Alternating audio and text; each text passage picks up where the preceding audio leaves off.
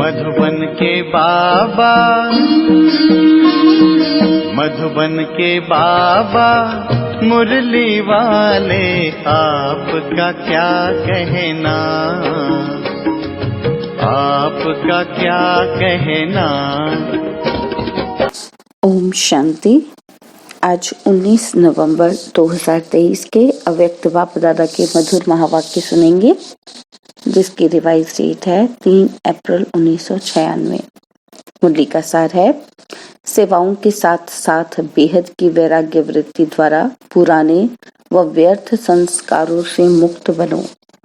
सेवाओं के साथ साथ बेहद की वैराग्य वृत्ति द्वारा पुराने व व्यर्थ संस्कारों से मुक्त बनो।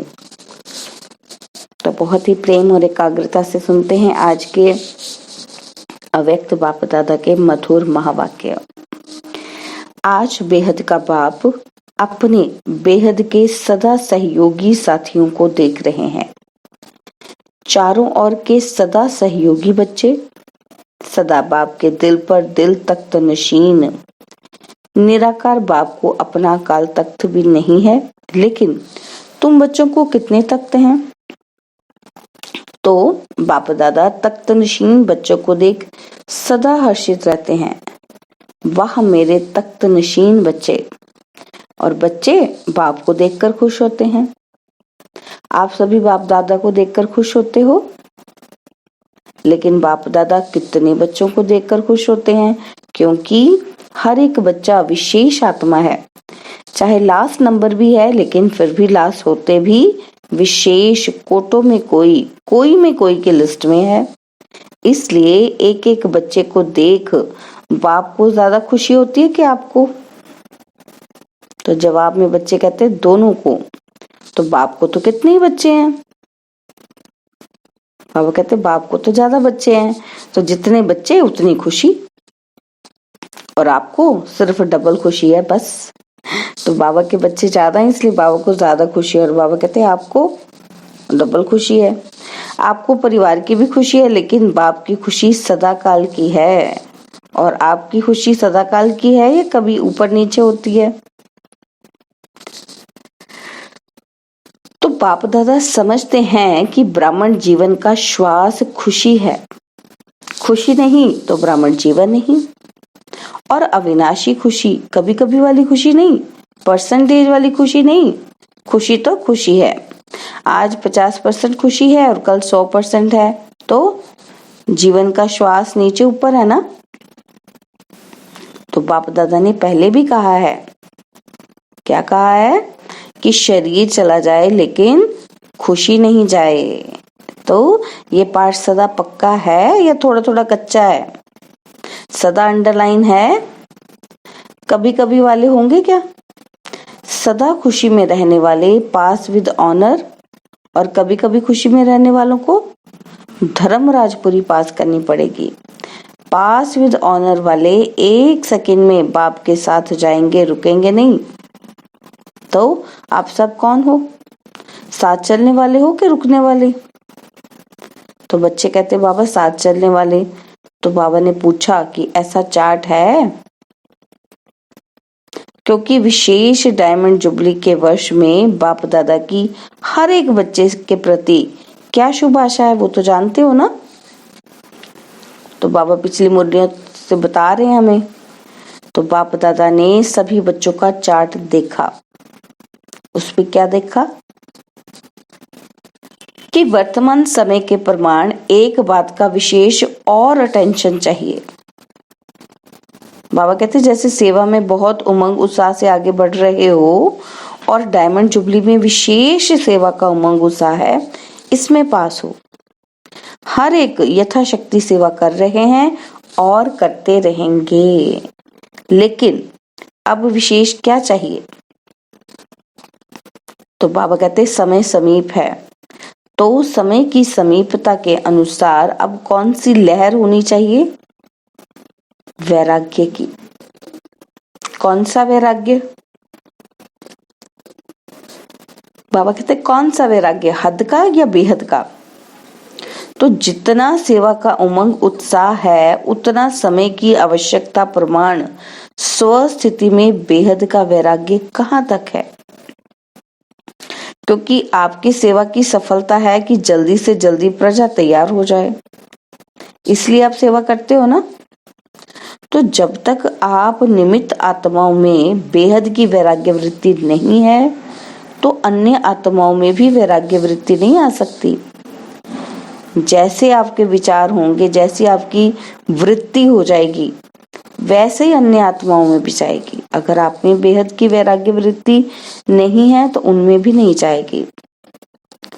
तो बाबा कहते, तो जो चाहते हो कि बाप का परिचय सबको मिले, वो मिल नहीं सकता। बेहद का वैराग्य सदा काल का वैराग्य है।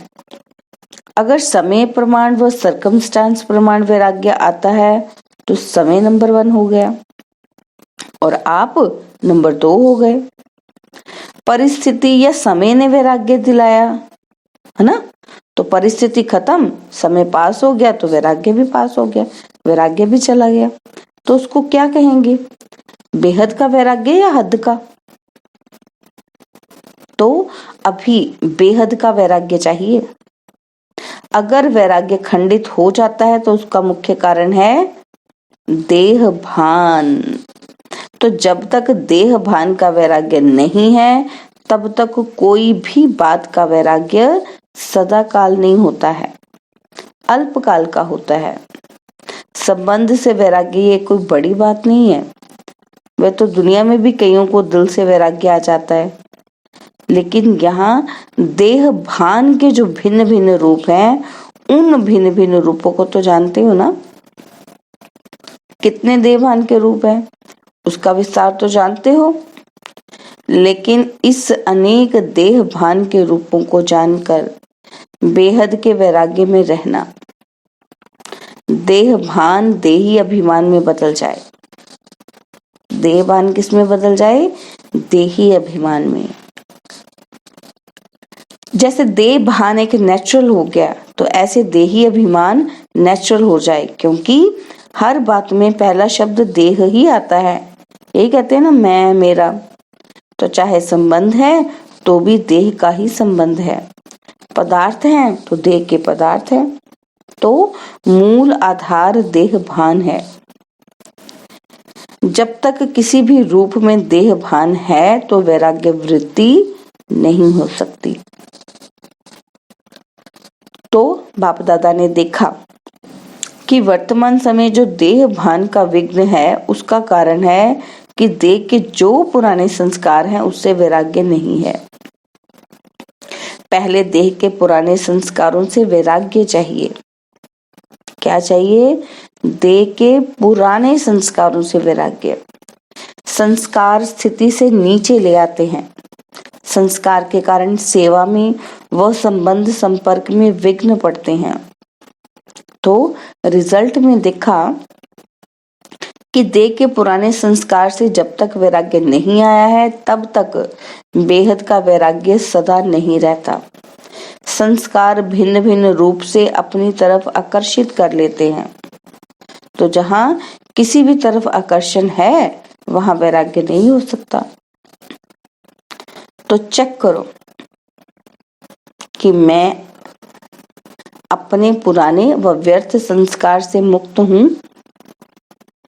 क्या चेक करना है? कि मैं अपने पुराने और व्यर्थ संस्कारों से मुक्त हूं। कितनी भी कोशिश करेंगे, करते भी हैं कि वैराग्य वृत्ति में रहें, लेकिन संस्कार कोई कोई के पास या मेजॉरिटी के पास किसी ना किसी रूप में ऐसे प्रबल हैं जो अपनी तरफ खींचते हैं। तो पहले पुराने संस्कार से वैराग्य। तो संस्कार ना चाहते हो भी इमर्ज हो जाते हैं। क्यों? चाहते नहीं हो, लेकिन सूक्ष्म संस्कारों को भस्म नहीं किया है। कहीं ना कहीं अंश मात्र रहे हुए हैं, छिपे हुए हैं, और वो समय पर ना चाहते हुए भी इमर्ज हो जाते हैं। फिर कहते हैं कि चाहते तो नहीं थे, लेकिन क्या करें, हो गया, हो जाता है। ये कौन बोलता है? देह भान या देही अभिमान? तो बाप दादा ने देखा कि संस्कारों से वैराग्य वृत्ति में कमजोरी है, खत्म किया है, लेकिन अंश भी नहीं हो ऐसा खत्म नहीं किया है। और जहां अंश है तो वंश तो होगा ही। आज अंश है और समय प्रमाण वंश का रूप ले लेता है, परवश कर देता है। कहने में तो सभी क्या कहते हैं कि जैसे बाप नॉलेजफुल है वैसे हम भी नॉलेजफुल हैं, लेकिन जब संस्कार का वार होता है तो नॉलेजफुल हैं या नॉलेजफुल हैं? क्या है? नॉलेजफुल के बजाय नॉलेजफुल बन जाते हो, और उस समय किसी से भी पूछो तो कहेंगे हाँ समझती तो मैं भी हूँ, समझता तो मैं भी हूँ, होना नहीं चाहिए, करना नहीं चाहिए, लेकिन हो जाता है। तो नॉलेजफुल हुए या नॉलेजफुल हुए? नॉलेजफुल अर्थात नॉलेज को खींचने वाले, बस नॉलेज को खींच रहे हैं, अंदर नहीं उतार रहे हैं। तो जो नॉलेजफुल हैं उसे कोई भी संस्कार, संबंध, पदार्थ वार नहीं कर सकता। तो डायमंड जुबली मना रहे हो। डायमंड जुबली का अर्थ है डायमंड बनना, अर्थात बेहद के वैरागी बनना। जितना सेवा का उमंग है उतना वैराग्य वृत्ति का अटेंशन नहीं है, इसमें अलबेलापन है। चलता है, होता है, हो जाएगा, समय आएगा तो ठीक हो जाएगा। तो समय आपका शिक्षक है या बाबा शिक्षक है? कौन है? अगर समय पर परिवर्तन करेंगे तो आपका शिक्षक तो समय हो गया। आपकी रचना आपका शिक्षक हो, ये ठीक है? तो जब ऐसी परिस्थिति आती है तो क्या कहते हो? समय पर ठीक कर लूंगी, हो जाएगा। बाप को भी दिलासा देते हो कि फिक्र नहीं करो, हो जाएगा, समय पर बिल्कुल आगे बढ़ जाएंगे। तो समय शिक्षक बना, तो समय को शिक्षक बनाना ये आप मास्टर रचयिता के लिए शोभता है? अच्छा लगता है? नहीं, समय रचना है। आप मास्टर रचयिता हो तो रचना मास्टर रचयिता का शिक्षक बने, ये मास्टर रचयिता की शोभा नहीं है? तो अभी जो बाप दादा ने समय दिया है उसमें वैराग्य वृत्ति को इमर्ज करो, क्योंकि सेवा की खींचतान में वैराग्य वृत्ति खत्म हो जाती है। वैसे सेवा में खुशी भी मिलती है, शक्ति भी मिलती है और प्रत्यक्ष फल भी मिलता है, लेकिन बेहद का वैराग्य खत्म भी सेवा में ही होता है। इसीलिए अब अपने अंदर इस वैराग्य वृत्ति को जगाओ। कल्प पहले भी बने तो आप ही थे ना कि और थे? आप ही है ना, सिर्फ मर्ज है, अब इमर्ज करो। जैसे सेवा के प्लान को प्रैक्टिकल में इमर्ज करते हो तब सफलता मिलती है ना, तो ऐसे अभी बेहद की वैराग्य वृत्ति को इमर्ज करो। चाहे कितने भी साधन प्राप्त हैं, और साधन तो आपको दिन प्रतिदिन ज्यादा ही मिलने हैं, लेकिन बेहद के वैराग्य वृत्ति की साधना मर्ज नहीं हो, इमर्ज हो। साधन और साधना का बैलेंस, क्योंकि आगे चल के प्रकृति आपकी दासी होगी, सत्कार मिलेगा, स्वमान मिलेगा, लेकिन सब कुछ होते वैराग्य वृत्ति कम नहीं हो। तो बेहद के वैराग्य वृत्ति का वायुमंडल स्वयं में अनुभव करते हो कि सेवा में बिजी हो गए। जैसे दुनिया वालों को सेवा का प्रभाव दिखाई देता है ना, ऐसे बेहद के वैराग्य वृत्ति का प्रभाव दिखाई दे। आदि में आप सभी की स्थिति क्या थी? कराची में जब थे तो बाहर की तो कोई सेवाएं नहीं थी, साधन थे, लेकिन बेहद की वैराग्य वृत्ति के वायुमंडल ने सेवा को बढ़ाया। तो जो भी डायमंड जुबली वाले हैं उनमें आदि संस्कार हैं, अब मर्ज हो गए हैं। अब फिर से इस वृत्ति को इमर्ज करो, जागृत करो।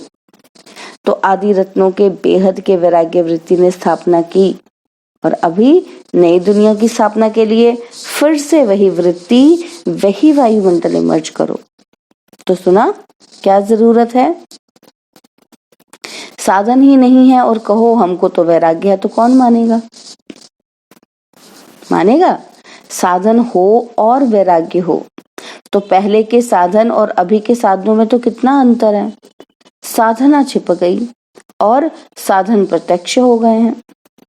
अच्छा है, साधन बड़े दिल से यूज करो क्योंकि साधन आपके लिए ही है, लेकिन साधना को मर्ज नहीं करो। बैलेंस पूरा होना चाहिए। जैसे दुनिया वालों को कहते हो ना कि कमल पुष्प समान बनो, तो साधन होते हुए कमल पुष्प समान बनो। साधन बुरे नहीं है, साधन तो आपके कर्म का योग का फल है, लेकिन वृत्ति की बात है। ऐसे तो नहीं कि साधन के प्रवृत्ति में साधनों के वश में फंस तो नहीं जाते। तो कमल पुष्प समान न्यारे और बाप के प्यारे यूज करते हुए उनके प्रभाव में नहीं आए, न्यारे। साधन बेहद की वैराग्य वृत्ति को मर्ज नहीं करें। अभी विश्व में अति में जा रही है विश्व, तो अभी आवश्यकता है सच्चे वैराग्य वृत्ति की, और वह वायुमंडल बनाने में आप हो, पहले स्वयं में फिर विश्व में। तो ये वृत्ति कैसे बनेगी? पहले स्वयं में परिवर्तन आएगा। तो डायमंड जुबली वाले क्या करेंगे? लहर फैलाएंगे ना। तो आप लोग तो अनुभवी हो, शुरू का अनुभव है ना, सब कुछ था, देसी घी खाओ जितना खा सकते, फिर भी बेहद की वैराग्य वृत्ति। दुनिया वाले तो देसी घी खाते हैं, लेकिन आप तो पीते थे, घी की नदियां देखी। तो डायमंड जुबली वालों को विशेष काम करना है। आपस में इकट्ठे हुए हो तो रू रिहान करना। जैसे सेवा की मीटिंग करते हो वैसे इसकी मीटिंग करो। जो बाप दादा कहते हैं, चाहते हैं कि सेकंड में अशरीरी हो जाएं, उसका फाउंडेशन ये बेहद की वैराग्य वृत्ति है। नहीं तो कितनी भी कोशिश करेंगे लेकिन सेकंड में नहीं हो सकेंगे, युद्ध में ही चले जाएंगे।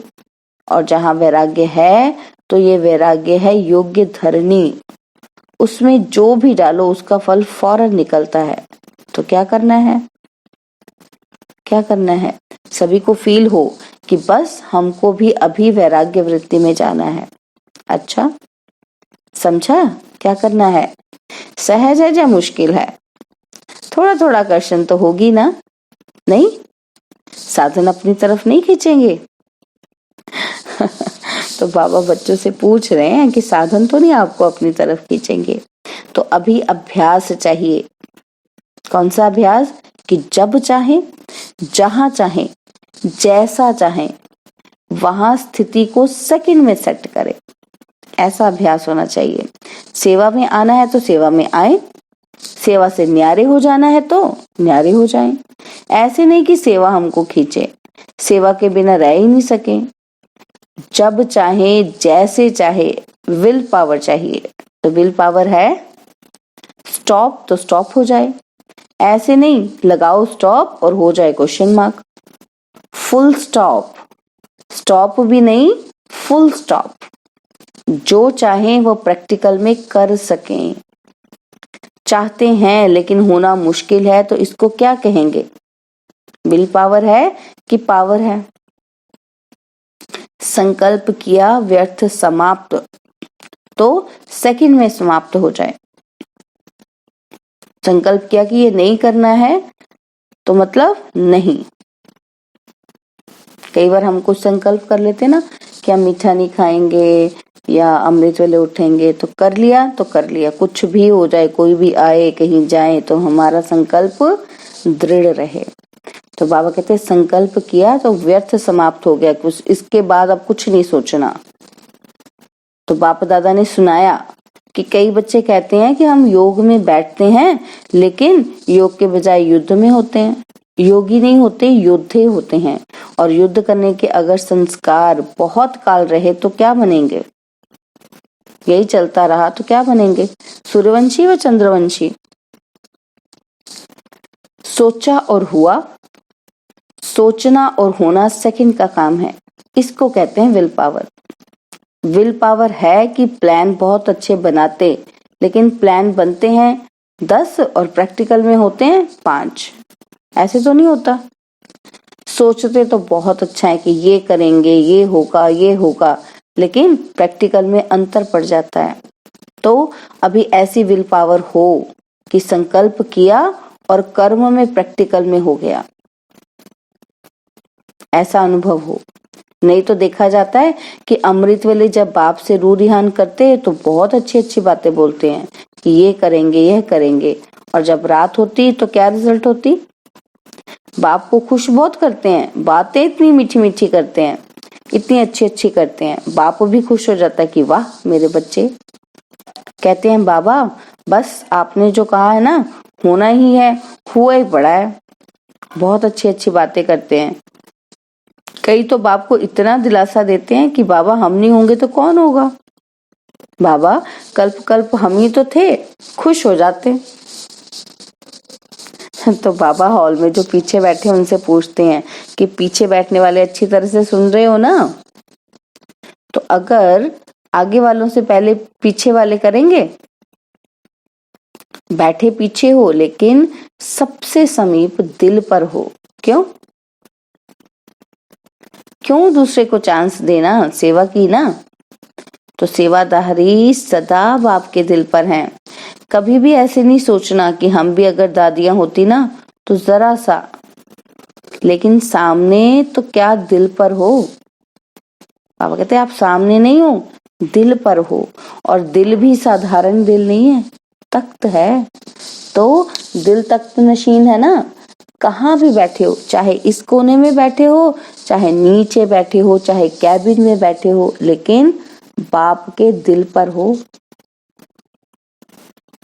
अच्छा, चारों ओर के तख्त नशीन श्रेष्ठ भाग्यवान आत्माएं, सदा बेहद के वैराग्य वृत्ति से वायुमंडल बनाने वाले विशेष आत्माएं, सदा अपने श्रेष्ठ विशेषताओं को कार्य में लगाने वाले विशेष आत्माएं, सदा एक बाप के साथ और श्रीमत के हाथ को अनुभव करने वाले समीप आत्माओं को बाप दादा का याद, प्यार और नमस्ते।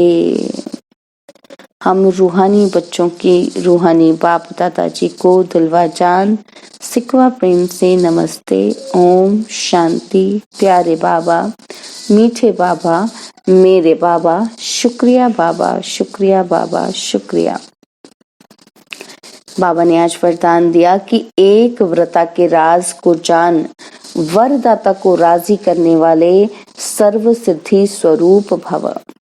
एक व्रता के राज को जान, वरदाता को राजी करने वाले स्वयं सिद्धि स्वरूप भव। वरदाता बाप के पास अखुट वरदान है, जो जितना लेना चाहे खुला भंडार है। ऐसे खुले भंडार से कई बच्चे संपन्न बनते हैं और कोई यथाशक्ति संपन्न बनते हैं। सबसे ज्यादा झोली भरकर देने में भोलानाथ वरदाता रूप ही है। सिर्फ उसको राजी करने की विधि को जान लो तो सर्व सिद्धियां प्राप्त हो जाएंगी।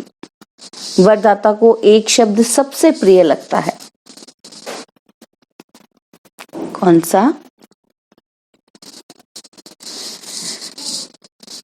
सा? एक व्रता। संकल्प संपन्न, स्वप्न में भी दूसरा व्रत ना हो। संकल्प में भी और स्वप्न में भी दूजा व्रता ना हो। वृत्ति में रहे कि मेरा तो एक, दूसरा ना कोई। जिसने इस राज को जाना उसकी झोली वरदानों से भरपूर रहती है। तो स्लोगन है मनसा और वाचा, दोनों सेवाएं साथ साथ करो तो डबल फल प्राप्त होता रहेगा। मनसा और वाचा दोनों सेवाएं साथ साथ करो तो डबल फल प्राप्त होता रहेगा। ओम शांति। और अब यह एक बहुत अच्छी वीडियो भी जरूर देखें।